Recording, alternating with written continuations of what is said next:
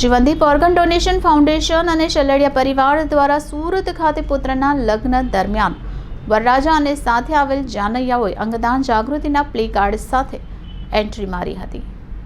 સુરત શહેરમાં લગ્નનો માહોલ હોય અને એમાં પણ વરરાજાની એન્ટ્રી કરવામાં ઇવેન્ટવાળા કોઈ કસર ન છોડતા હોય ત્યારે આજે સુરતમાં પહેલીવાર એક અનોખી એન્ટ્રી વરરાજા અને જાનૈયાઓએ મારી હતી।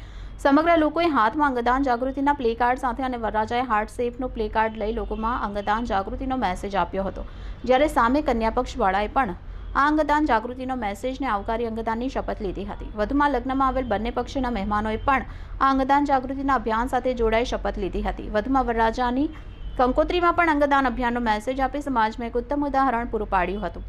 સમગ્ર શહેરમાં શેલડિયા પરિવારના પહેલા લગ્ન હશે, જેમાં લગ્નની શરૂઆતથી અંત સુધી અંગદાન જાગૃતિ અભિયાન માટેના તમામ પ્રયાસોની પહેલ કરી હતી।